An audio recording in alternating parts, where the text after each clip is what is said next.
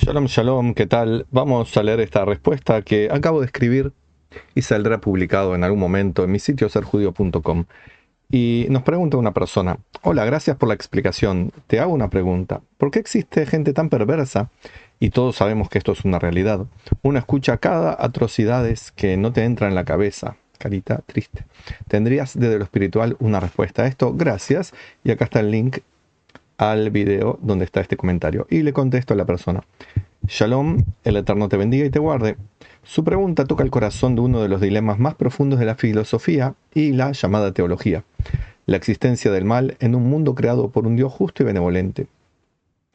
Como rabino, psicólogo y estudioso de la Kabbalah, intentaré ofrecer una respuesta integradora, equilibrando lo racional y lo espiritual, recordando que en muchas otras ocasiones, a lo largo de décadas, ya hemos dado respuestas sobre este asunto, escrito posts, hecho videos, etcétera, por lo que la invito a profundizar en serjudío.com y en mi canal de YouTube. La libertad humana, la raíz del bien y del mal. Desde la perspectiva judía, el mal no es una entidad independiente, no es una deidad opositora al uno y único, no es un error de la voluntad divina, no es una cosa innecesaria. Por el contrario, fue una creación de Dios, parte del plan divino.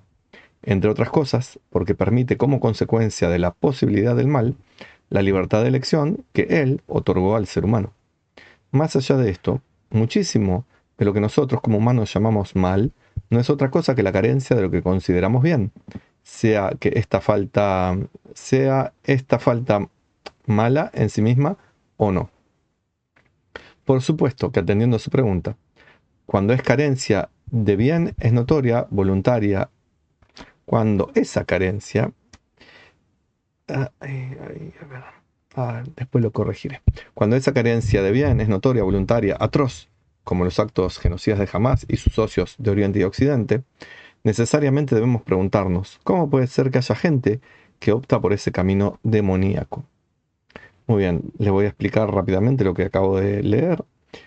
Por una parte, se precisa el mal, que no fue un error, no es algo generado por un Satanás, sino que es una obra voluntaria de Dios para que podamos escoger realmente entre el bien y el mal, porque Dios nos da la oportunidad de que escojamos si hay posibilidad de hacerlo. Por lo tanto, se precisa el mal y el bien.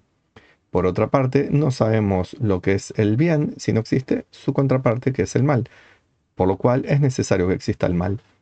Pero, siguiendo la pregunta que hace la persona que preguntó, ¿cómo puede ser que hay gente que su decisión es por el mal, pero hasta un punto que es atroz, espantoso, horrible, como los genocidas de Hamás y todos sus socios, esos que gritan derechos humanos y antisionistas y etcétera, que se dedican a promulgar odio, deseos de exterminar a los judíos y cosas por el estilo? Eso es algo realmente demoníaco, gente que opta por ir un camino así. Entonces, sigamos con la lectura.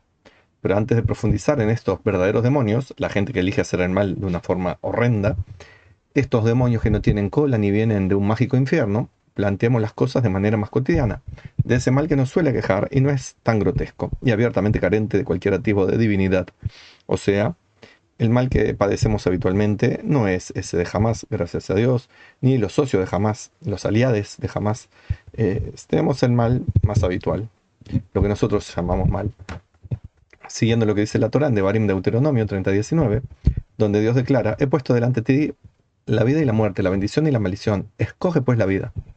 Esta declaración refleja la responsabilidad moral que recae sobre el ser humano. La capacidad de discernir entre el bien y el mal es lo que nos hace a imagen de Dios. Bereshit 1:26. Pero también implica el riesgo de elegir mal. O sea, como somos creados a imagen y semejanza de Dios, eso no quiere decir que Dios tiene cuerpo, que puede morir, que puede respirar, etcétera, sino que Dios conoce el bien, conoce el mal y elige hacer el bien. Dios es creador, tenemos que elegir crear.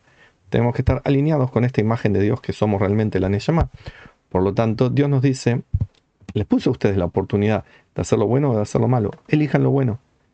Y cuando elegimos lo bueno, ¿qué conseguimos? Mejorar al mundo, mejorarnos a nosotros mismos y también generar una recompensa en la vida eterna, esa a la cual pertenecemos, la que nos corresponde, pero generamos una recompensa y no la obtenemos de regalo. Es la diferencia de vivir de arriba sufriendo la humillación de estar todo el tiempo pendiente de la bondad de Dios, a decir, ok, somos dependientes de Dios, de su bondad, pero estamos generando nuestro propio recurso porque Dios nos habilita eso al elegir hacer lo bueno. Sigamos con la lectura. El mal, en este sentido, es una carencia. Eso es el mal, una carencia, un alejamiento de la bondad y la justicia divinas. O sea, lo que nosotros llamamos mal es cuando nos falta algo. Si tengo hambre, es un mal. Si tengo frío, es un mal. Si soy pobre, es un mal. Lo que nosotros nos hace sentir mal es la carencia. El mal entonces es la falta de lo que es bueno. Entonces, estábamos diciendo, el mal en este sentido es una carencia, un alejamiento de la bondad y la justicia divinas. Como dice el Coelet, Eclesiastés 7:29, Dios hizo al ser humano recto, pero él se ha buscado muchas artimañas. ¿Qué quiere decir? Que nuestra Neyama es recta, eso que somos es recto, es chispa divina, busca solamente el bien, pero cuando estamos viviendo esta vida terrenal, bueno, empezamos a inventar cualquier tipo de cosas, lo que nos lleva a resbalar, equivocarnos, buscar lo malo y hacer lo malo de una forma atroz, como dijo la persona que consulta. Hay 4 formas de definir el pecado, o de clasificar más que definir, de clasificar el pecado. Uno es el pecado que uno hace por ignorancia. No sabía y me equivoqué. Pecado no es algo religioso, pecado es hacer algo que está incorrecto. Entonces, bueno, no sabía, me equivoqué. Otro es el pecado, el error, en este caso no es ignorancia, sino por un accidente. Sería la ignorancia no de la ley y del efecto, sino de lo que está pasando en el entorno. Hay otro, que es el pecado más común, que es por deseo. Yo no quiero hacer el mal, no me interesa dañar a nadie ni a mí mismo, pero hay una fuerza que me tira hacia un placer que quiero recibir, una falta que no quiero sentir, pero es a través de una manera incorrecta. Y por último, y este es el verdaderamente negativo, el espantoso, el horrendo, y que tiene que ver con lo que habló la pregunta, es la persona que busca rebelarse contra Dios, la persona que atenta contra el bien, la persona que afana, un afán por el mal. Y eso es tremendo y terrible, que es lo que la persona está preguntando. Siguiendo con la lectura, para explicar la presencia del mal, digo, si no hay mal, no hay realmente alternativa para optar para hacer el bien. Si no hay mal, no hay disfrute del bien. Pongamos, por ejemplo, una persona que está saciada todo el tiempo, no tiene hambre nunca, jamás apetito, no sabe lo que es realmente disfrutar de la comida. La persona que nunca pasó sed no sabe lo que es ese vaso de agua. Y entonces dice, agua, qué cosa. No, tenés que aprovechar y decir muchas gracias. ¿Por qué? Porque está la oportunidad de que no estuviera. Sin mal tampoco tiene sentido el bien, porque sería como el universo inundado de una intensa luz, sin ninguna sombra. ¿Tendría sentido decir que hay luz cuando lo único que hay es esa luz? Explico. Si viviéramos en el universo original, ese que se creó en el primer instante, que era todo absolutamente una luz sumamente intensa, que lo único que había era esa luz, ni siquiera había posibilidad de sombras, porque lo único que había era esa luz. No había nada que hiciera sombra, ni un puntito. Entonces no había realmente un universo, había luz. Si todo fuera bien, bueno, todo absolutamente, no hubiera posibilidad de hacerlo malo, entonces tampoco habría bien. Lo único que habría sería una unidad sin distinciones. Es necesario algo que haga sombra para que podamos empezar a definir las presencias, las cuestiones. Para comprender un poco más esto, invito al siguiente párrafo, que es la perspectiva cabalística del ocultamiento y las cáscaras Kelipot. La Cábala explica la existencia del mal a través del concepto de Tzimtzum, el auto de autocontracción divina, que creó un espacio para la existencia finita. Es un concepto muy complicado, pero para entenderlo de una manera gráfica, Dios ocupaba todo el universo, no existía universo, era Dios, pero sería lo que nosotros conocemos como universo, y entonces Dios decidió crear. Cuando se dice así, estamos poniendo como si Dios fuera temporal, pero es todo al mismo tiempo. Si no lo entienden, está perfecto, es para que no lo entiendan. Y en un momento Dios decidió hacer el Tzimtzum, la autocontracción, y creó un espacio para que hubiera un universo contenido dentro de él, pero esa parte Dios ya no estaba. Y esto permitió la aparición de la dualidad, luz y oscuridad, bien y mal, me gusta, no me gusta, etc. Es decir, la propia esencia del universo físico implica la presencia del mal, pues hay limitación, hay escasez, hay necesidad, hay falta y sentimiento de falta. Quiere decir esto que como estamos en un mundo limitado, siempre va a haber una carencia de algo, una necesidad, una dependencia, y eso es lo que llamamos mal. En este mundo físico es que desarrollamos experiencias que son imposibles como seres de luz, chispas de la luz. Es por ello que la encarnación de nosotros en esta realidad material necesariamente es posible porque existe la carencia y el sentimiento de carencia. Es decir, necesitamos un mundo de limitaciones, un mundo físico, para que pudiera haber carencias, para que pudiera haber también experiencia del mal y para que pudiera haber experiencias sensoriales, lo cual la Neyamá en sí misma no comprende, y con eso permite darnos cuenta de al menos dos funciones del mal. Permite que haya bien, por oposición de pares, permite que realmente tengamos libre albedrío, por lo cual la recompensa de las elecciones son directamente proporcionales a nuestras decisiones y acciones, y no meramente regalos, sin sentido del Dios todo generosidad. Y más allá de esto, tengamos en cuenta otro concepto cabalístico que son las kelipot, las cáscaras, que son fuerzas que ocultan la luz divina y pueden secuestrar la energía espiritual de las personas. Explico. Hay acciones y procesos que implican el ocultamiento de la bondad, lo cual no implica que el mal ha hecho desaparecer el bien, sino que lo deja oculto, tapado, secuestrado, no a la vista. Como una verdadera cáscara densa que no deja ver aquello que está encerrando, como manchas sucias alrededor de una lámpara, que no apagan la luz, pero la atenúan al impedir su paso. Comprendiendo esto, las kelipot, esas cáscaras, lo vemos como mal porque interrumpen la luz, la ocultan, nos hace sentir como que estamos desamparados, sin presencia divina, sin energía, sin futuro, sin nada. En realidad todo lo bueno sigue estando, solo que está tapado. Y las kelipot, por más que puedan sentirse como negativas, y de hecho trabajan para el lado negativo de la existencia, porque nos hacen sentir el mal, su función es buena. ¿Por qué? Porque nos obligan a quitar esa cáscara, hacer el esfuerzo, no quedarnos con la superficie, horadar los velos para llegar a la luz. Sin embargo, según Rab Haim de Boloshin, en el Nefesh HaHaim, incluso en la mayor oscuridad hay chispas de santidad esperando ser redimidas, como el simbolito del Tau. Esta enseñanza nos invita a no ver el mal como absoluto, sino como un desafío para la rectificación. Teshuvá primero y luego Tikkun. ¿Se entendió? O sea, el mal no está para que suframos, no hay un demonio satánico que nos quiere llevar a un infierno para pincharnos y quemarnos, etc. El mal está para que hagamos el esfuerzo de descubrir las cosas buenas en lo existente. Pero, y acá viene esa gente atroz que mencionó la persona que pregunta, pero hay gente que está tan absorbida en pensamiento, palabra y acción por el deseo de lo malo que pareciera que no tiene rectificación alguna. Miremos nomás lo que están haciendo los criminales sanguinarios de Hamas y sus cómplices de Oriente y Occidente, que no permiten que florezca la paz y pisotean todo brote de la misma. Pero con gran habilidad psicopática, experiencia, manipulación, se ponen en pose de víctimas, ejercen su tenebroso poder en los medios de desinformación masiva y logran aumentar el mal y la experiencia del mal para aquellos que solo quieren vivir en calma y buen relacionamiento con el vecino. ¿Se entiende? Si no se entiende, lo explico rápidamente. Hamas, sus aliados, la gente que está apoyándolos, los que difunden tanto odio contra Israel y los judíos, en realidad no están haciendo esto de un tikkun y encontrar las cáscaras para descubrir la luz. Lo que están haciendo es intensificar adrede las cáscaras, hacer que haya más negatividad, más enojo en la vida, más dolor, más sufrimiento. Por lo cual sería imperioso darnos cuenta de que hay gente que no está viviendo de acuerdo a la voluntad divina, sino que están siguiendo sus propios designios de hacer el mal. La psicología del mal.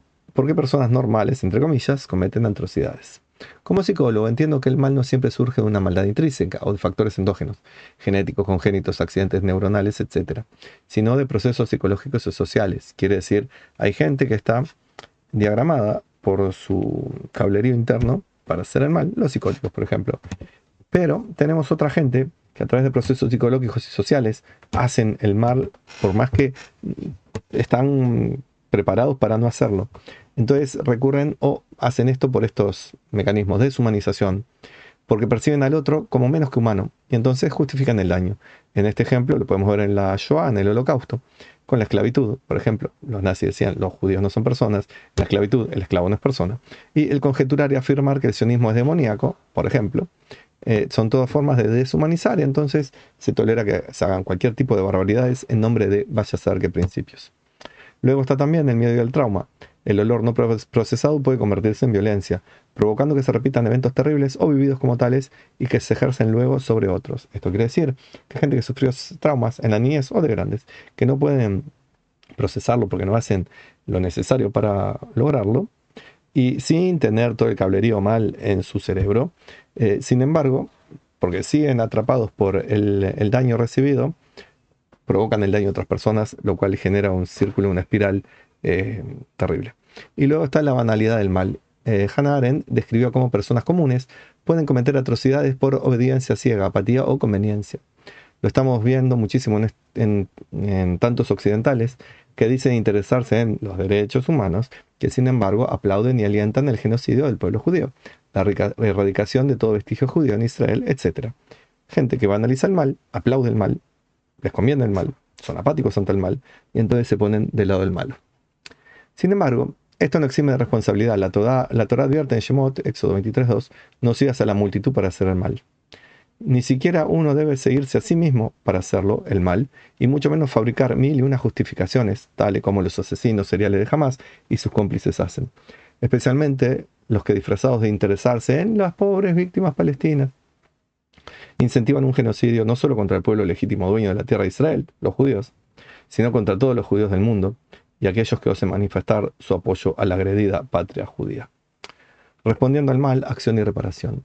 El judaísmo no ofrece respuestas simplistas, pero sí herramientas para enfrentar el sufrimiento y la injusticia. Una de ellas es el Tikkun Olam, reparación del mundo. Cada acto de bondad ayuda a restaurar la armonía. Como dice el Talmud, Sanedrín 37a, quien salva una vida, salva un mundo entero. ¿Esto significa negar que existe el mal y delirar con que todo es bueno? La respuesta es no.